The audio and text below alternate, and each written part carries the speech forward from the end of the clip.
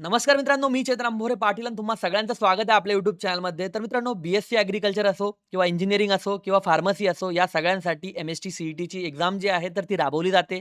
विद्यार्थी जे आहेत तर ते अतिशय मेहनत करून हा पेपर जो आहे तर ते देत असतात. काहींना ॲग्रीकल्चरला येत असतं, काहींना इंजिनिअरिंगला येत असतं, काहींना जे आहे तर ते फार्मसीला जायचं असतं किंवा वेगवेगळे एक्झाम जे आहेत तर ते विद्यार्थी देतात. जसं की नीट किंवा जे-डबल-ई. नीटचा कशाप्रकारे जे आहेत तर ते घोटाळा झालेला होता. त्या संदर्भात शिक्षण मंत्र्यांना जो आहे तर तो राजीनामा द्यावा लागला आणि आता सी सुद्धा जी आहे तर ते वादाच्या भोवऱ्यात सापडलेली आहे. नेमकं घडलंय काय मित्रांनो? मी आता एक रिसेंटली ही एक्झाम जी आहे तर ती परत होईल का? कॅप राउंड जे आहे तर ते थांबतील का? या संदर्भात सुद्धा मी तुम्हाला इन्फॉर्मेशन देईल. पण मित्रांनो, या व्हिडिओला जास्तीत जास्त हाईप करा. हा मुद्दा जो आहे तर तो या ठिकाणी आपल्या पालकांच्या जे आहे तर तो निदर्शनास आलेला पाहिजे. मित्रांनो, या गोष्टीचा एक थोडक्यात सार मी तुम्हाला सांगू इच्छितो. नेमकं झालंय काय? घडलंय काय? घडतंय काय? रिसेंटली मित्रांनो, जी प्रोव्हिजनल मेरिट लिस्ट जी आहे, तर ती व्हायरल झालेली होती आणि प्रोव्हिजनल मेरिट लिस्ट जी आहे, तर ती इंजिनिअरिंगची लागली आणि त्या प्रोव्हिजनल मेरिट लिस्टमध्ये काही गोष्टी ज्या आहेत, तर त्या पुढं आलेल्या आहेत. प्रोव्हिजनल मेरिट लिस्ट म्हणजे काय असतं, की ज्या विद्यार्थ्यांनी या ॲडमिशन प्रोसेसमध्ये सहभाग नोंदवलेला होता आणि हा सहभाग नोंदवल्यानंतर त्यांना किती मार्क्स पडलेले आहेत, त्या सगळे मार्क्स किंवा आणि त्यांना पडलेले पर्सेंटाइल, त्यांचे 10वीचे पर्सेंटाइल, त्यांचे जे-डबल-ईचे पर्सेंटाइल, एक सगळा डेटा जो आहे, तर तो सी सेल जे आहे, तर ते पब्लिश करतं. मग आता हिच्यामध्ये लास्ट इयर सुद्धा काही टीचर्स लोकांनी या संदर्भात आवाज उठवला होता, की यामध्ये काहीतरी झोल झालेला आहे. पण त्यावेळेस ते काही चर्चेत नाही आलं एवढं. पण आता सुद्धा मित्रांनो, यंदा सुद्धा हे थोडं मोठ्या प्रमाणात जास्त बघायला मिळतंय. त्याच्यामध्ये काय झालंय, विद्यार्थ्यांना जे-डबल-ई असो किंवा त्यांचे 10वीचे मार्क्स असो किंवा मित्रांनो त्यांचे 12वीचे मार्क्स असो, ते अतिशय कमी पडलेले आहेत. तरीसुद्धा त्या विद्यार्थ्यांना सी-ई-टीमध्ये 99 पर्सेंटाइल मिळालेले आहेत. आणि हे विद्यार्थी जे आहेत, तर ते म्हणजे टॉपमधल्याच विद्यार्थ्यांसोबत हे होतंय. ओके. हे खाली हा जो विषय आहे, तर तो तेवढासाच नाहीये, जेवढा तुम्हाला वरती दिसेल. म्हणजे वरचे जे टॉप 100 असेल विद्यार्थी, त्यामध्ये तुम्ही जर बघितलं, तर त्याच्यामध्ये मित्रांनो ही तफावत जाणवते आणि ही तफावत जी आहे, तर ती हळू म्हणजे 2023 पासून हा विषय चालू झालेला होता. तर 2024 साली, 25 साली आणि 26 साली सुद्धा हा ट्रेंड कायम आहे. ओके. मग या जे वर्ष आहे त्याच्यामध्ये ह्या गोष्टी दिसतायत मित्रांनो. पण एक महत्त्वाची गोष्ट म्हणजे तुम्ही म्हणाल, की ठीक आहे पहिल्या विद्यार्थ्यांसोबत जे आहेत, की म्हणजे त्यांचे 12वीचे गुण जे आहेत तर ते कमी आहेत. म्हणजे अगदी 50-50, 40-40 गुण आहेत त्यांना 10वी मध्ये, 12वी मध्ये आणि जे-डबल-ईमध्ये सुद्धा कमी प्रमाणात गुण आहे आणि त्यांचे गुण जे आहे तर ते फक्त सी-ई-टीमध्येच अतिशय वाढून जातात म्हणजे 99 पर्सेंटाइल म्हणजे ते टॉपर बनून जातात अगदी. मग विषय काय होतो, की जे त्याच्या खालचे सुद्धा विद्यार्थी आहेत. म्हणजे जर तुम्ही बघितलं किंवा पहिले 100 विद्यार्थी असेल, है ना, की यांच्यासोबत हा विषय घडतोय. ओके. एक्झाम्पलसाठी सांगतोय मी. तसं डेटा जो आहे, तर तो वाटल्यास आपण परत त्याच्यावर जर एक व्हिडिओ तुम्ही जर डिमांड केली, त्याच्यावर एक मी परत एकदा व्हिडिओ पूर्ण डेटाचं एनालिसिस करून सांगेल मी. त्यांच्यासोबत हा विषय होतोय किंवा नेमकं कमी पर्सेंटाईल आणि म्हणजे कमी मार्क्स प्लस त्यांना त्या ठिकाणी जास्त पर्सेंटाईल या ठिकाणी 99, 100 सारखे पर्सेंटाईल आहेत. पण तुम्ही जर थोडं खाली गेलात, तर तेव्हा हा ट्रेंड दिसत नाही. तेव्हा मात्र मित्रांनो 90च्या वरती या ठिकाणी किंवा 80च्या वरती जे आहेत, तर ते गुण जे आहेत, तर ते तुम्हाला दिसेल. पण हे जे वरचे टॉपचे विद्यार्थी आहेत, त्याच्यामध्ये हा विषय दिसून येतोय. त्याच्यामुळे मित्रांनो संशयाचं कारण जे आहे, तर ते प्रोव्हिजनल मेरिट लिस्ट पहिलं. दुसरं म्हणजे की एक रेकॉर्डिंग जी आहे, तर ती व्हायरल झालेली आहे. त्या रेकॉर्डिंगमध्ये सरळ-सरळ म्हणताहेत काही कन्सल्टन्सीवाले किंवा कोचिंगवाले असेल, काय जे असतील ते लोकं.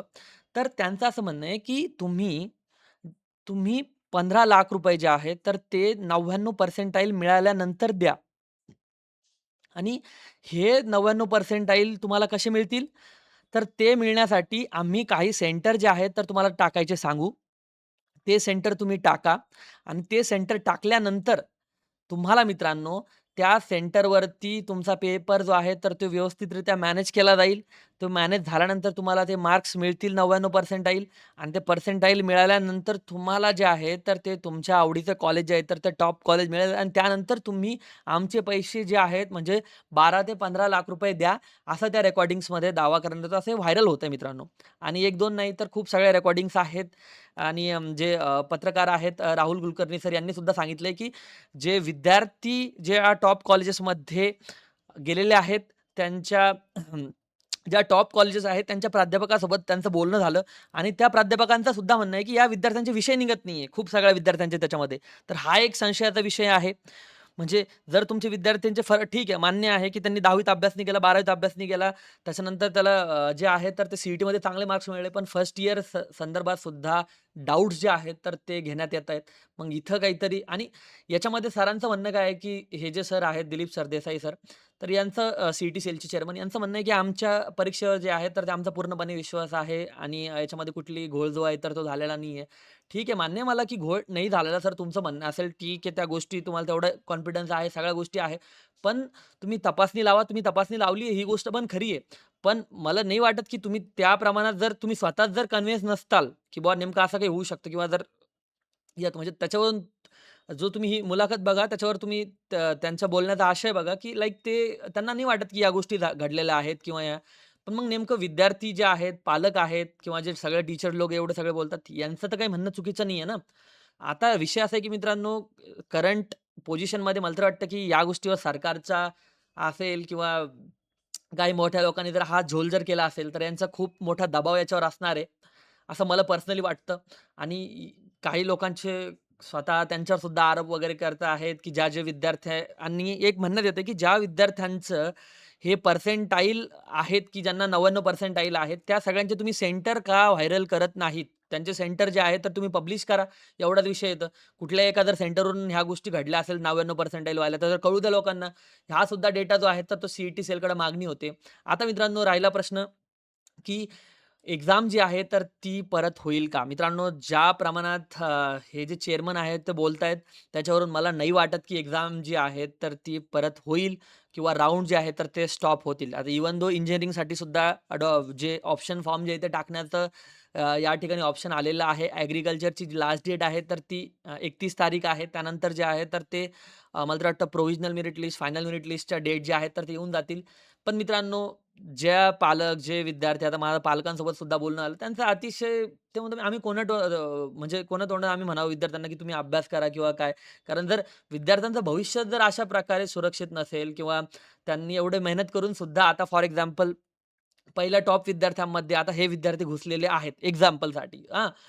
तर ज्या विद्यार्थ्यांना जे विद्यार्थी जे आहेत, तर ते टॉप कॉलेज डिझर्व्ह करत होते, त्यांना टॉप कॉलेज तर मिळणारच नाही. शिवाय ज्यांना एव्हरेज कॉलेज सुद्धा मिळणार होते, त्यांना पण लोअर कॉलेज मिळेल ना, कारण हे विद्यार्थी वरती गेले. जे टॉपचे विद्यार्थी होते, ते मग सेकंडरी या ठिकाणी गिनले जातील. सो ह्या सगळ्या गोष्टीमध्ये ओव्हरऑल सामान्य विद्यार्थ्यांचं या ठिकाणी नुकसान होतं. सामान्य कुटुंबातल्या विद्यार्थ्यांचं नुकसान होतंय. त्यामुळे या गोष्टीमध्ये ट्रान्सपरन्सी असायला हवी. आता मला माहीत नाही, की हा मुद्दा जो आहे, तर तो कुठं किती मोठ्या प्रमाणात जे आहे, तर तो उचलला जातो आणि किती मोठ्या प्रमाणात हा विषय होतो आणि जे उत्तर दिलेत आहेत, त्या उत्तरावरून मी स्वतः सुद्धा जे आहे, तर ते या ठिकाणी कन्विन्स नाहीये. मला जे आहेत, तर त्या गोष्टी ज्या आहेत, तर त्या प्रोव्हिजनल मेरिट लिस्टमधून काही गोष्टी ज्या आहेत, तर त्या खरंच व्यवस्थित वाटत नाहीये एक्झामबद्दल आणि हा डाऊट जो आहे, मला तो आजचा नाहीये. मला स्वतःला सुद्धा 2 वर्ष अगोदरपासूनचा हा डाऊट आहे. सो बघू आता पुढं काय होतं. हा व्हिडिओ जो आहे तो मित्रांनो लाईक करा, याला शेअर करा जास्तीत जास्त.